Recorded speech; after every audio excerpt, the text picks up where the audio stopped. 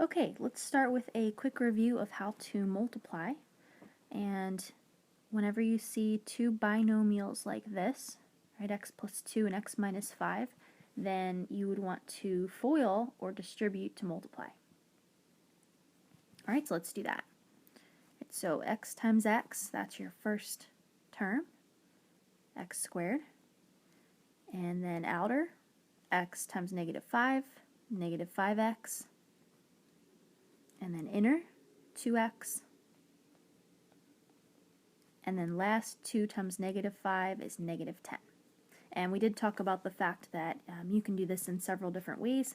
So if you have a different order of multiplying, that's good, as long as you end up with this line right here. Alright, and then we're not quite done. The last thing that we can do is combine like terms. So we have x squared, and then negative 5x plus 2x is negative 3x, and then minus 10. Right? And this is in standard form. We've got the x squared term first, then the x term, and then finally the constant without a variable, without an x. Alright, so that would be your answer.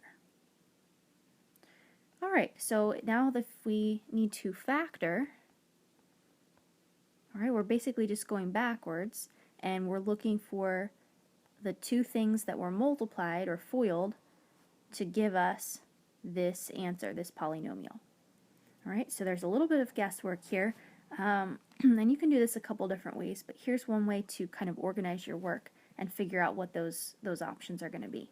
Alright, so first of all, if we just flip back to the last problem, right, we can see these things both had x's in the parentheses, right, and we did have a plus and a minus, and then some numbers at the end, right, but notice if your first two terms here are x's, then in the answer, you're going to have an x squared.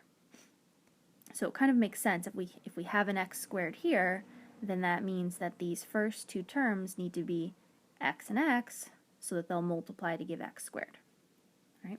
And then from there, we just need to find the numbers, what we're adding and subtracting, plus what, minus what, maybe it's both plus, something like that.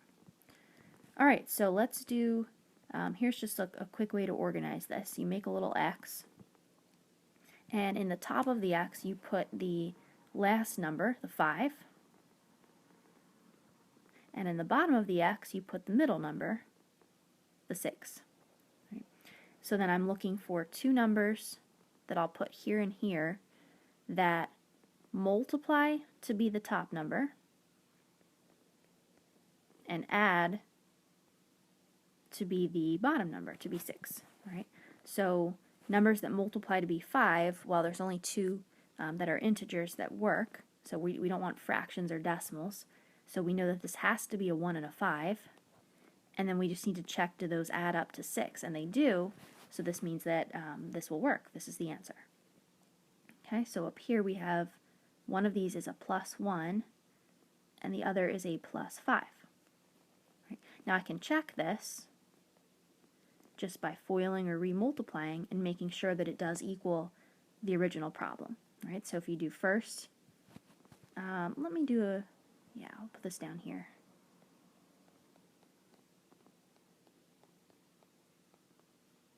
Okay, so first x times x is x squared.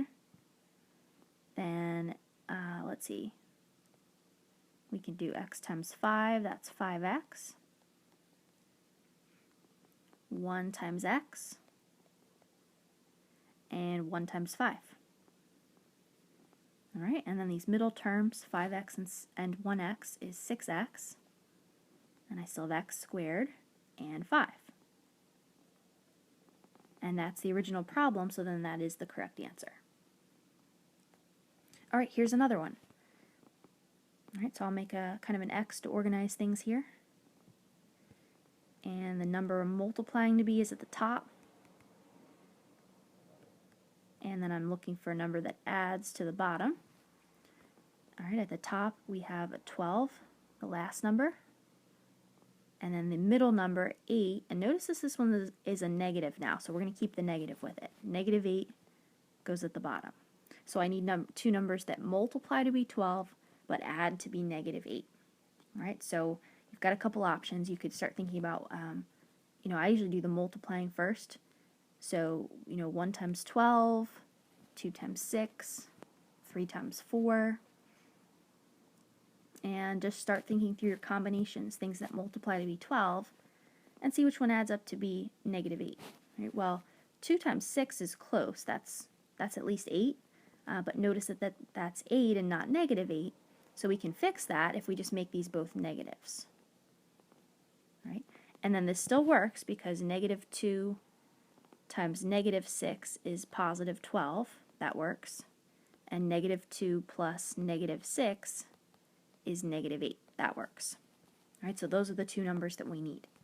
All right, so then your answer, if we're factoring this, all right, it's always going to be x and x, so that when we multiply we get x squared. And then we just put in the two numbers we just found, minus 2, minus 6. And that's it. Okay, so the last two that we did had a plus sign at the end here. And now we have a negative sign. So let's do a couple examples like this. All right, so now we need two numbers that multiply to be negative 15 and add to be the middle number, a 2. All right, well now two numbers that multiply to be negative 15. All right, well one of them is going to have to be a plus, but one's going to have to be a minus. So think about how we get negatives when you multiply. If you do plus times plus or minus times minus, that's going to be a plus. So the only way to get a negative is to do one of each, one plus and one minus. All right, so we can be thinking about that. And now when we add to get 2, all right, well, we need to keep into account that one is plus and one is minus. All right, so factors of 15, we could try 1 and 15. All right, but now 1 plus negative 15 is negative 14, not positive 2. All right, so that one doesn't work. You can always switch numbers, so we could try 15 and 1, but then positive 15 plus negative 1 is 14, not 2. All right, and then the other combination, 3 and 5. All right, so let's try 3 and 5. All right, but now 3, positive 3 plus negative 5 is negative 2. So it's the right number but the wrong sign, and that just means that we have the signs switched. Oops. So I'll just come back here, flip-flop these two numbers, and now 5 plus negative 3 is 2. That works. All right. And then positive 5 times negative 3 does equal negative 15. All right, so there's a little bit of guesswork involved in kind of setting this up, but once you have it, then we can jump straight to the answer. Okay, we need an x and an x, and then it's going to be plus 5 and minus 3. Okay. Now you can switch these two. It's also equally correct to write x minus 3 times x plus 5. So we can switch the two parentheses as long as you have the right plus or minus sign with the number. Right? So notice we're not switching it. We're not changing this to plus 3 and minus 5. We're just switching the two parentheses. All right, and then let's do a quick check. Make sure that this is correct. So this is not part of solving the problem, it's just making sure your answer is okay. All right, so if we do x minus 3 times x plus 5, and we want to make sure it equals the original problem. All right, so x times x is x squared.